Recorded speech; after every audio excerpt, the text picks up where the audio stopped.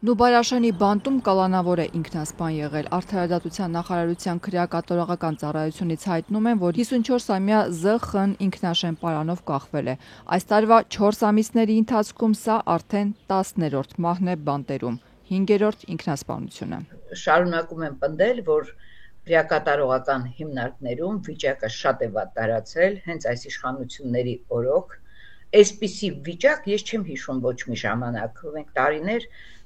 շարունակ աշխատել ենք դատապարտյալների, կալանավորների հետ։ Իրավապաշտպան Ժաննա Ալեքսանյանին մտահոգում է, որ խնդիրները լուծելու փոխարեն փորձ է արվում կոծկել, փակել դրանք, ավելին կեղծ տեղեկատվություն տարածելով էլ ավելի են վատթարացնում արդեն իսկ վատ վիճակը։ Ու հատկապես Նուբարաշենում, որտեղ պայմանները անտանելի են եւ սննդի եւ ուրեմն առողջական խնդիրների հետ կապված, դա մի քիչ առանձին թեմա է իհարկե, կամ ասենք տարական հիգիենայի լողանալու այդ խնդիրները բացակայում են։ Ինչ պիտի առաջանան, նրանք էլ են մարդ։ Եվ մեկ այլ տեղեկություն էլ ունեմ, հացադուլի մեջ գտնվող անձը եւս փորձել է ինքնասպանություն գործել, նրան էլ են փրկել։ Քրեակատարողական ծառայությունից հաստատեցին, ինքնասպանության եւս մի փորձ կանխվել է։ Այլ մանրամասներ սակայն չեն հաղորդում։ Իդեպ հենց իրավապաշտպան Ալեքսանյանի հետ զրույցի ժամանակ հացադուլի մեջ գտնվող դատապարտյալներից մեկը զանգահարեց նրան եւ գանգատվեց։ Վատ է զգում իրեն, բուժանձնակազմը անտարբեր է, ընդամենը մեկ անգամ են այցելել։ Բանտարկյալի հետ զրույցը չեն հրապարակում անվտանգության նկատառումներով։ Ծանր հիվանդ մարդ է։ Մոտ 20 օր առաջ Նուբարաշենի բանտից ահազանգել էին, որ դաժան ծեծի են ենթարկվել ցմահ բանտարկյալները։ Արդարադատության նախարար Սրփուհի Գալյանը լրագրողների հետ զրույցում ասել էր, թե իրավաչափ համարժեք պատասխանից բացի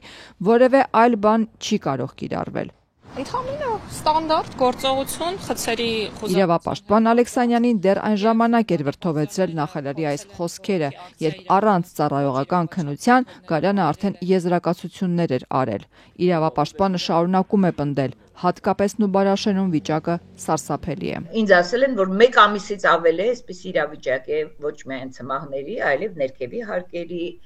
այդ բիրտ ուժը կիրառվում է դատապարտյալների կալանավորված անձանց նկատմամբ։ Այդպես չի կարող շարունակվել, չեք պատկերացնի ինչքան ահազանգեր ենք ստանում, շատ եւ հատկապես Նուբարաշենից։ Սարսափելի պայմաններ են այնտեղ։ Իսկ ինչ ով է ասել, հետո ինչ որ դուք արդարանում եք, որ նոր բանտ պետք է կառուցենք։ Դե ուրեմն նորմալ վարվեք գոնե նրանց հետ։ Բարձրաձայնում եմ ես այս հարցերը մտահոգությունից առաջին հերթին, որովհետեւ այնտեղ մարդիկ են։ Եվ սա գլխավոր հարցն է, որ պիտի հասկանան, որ այդ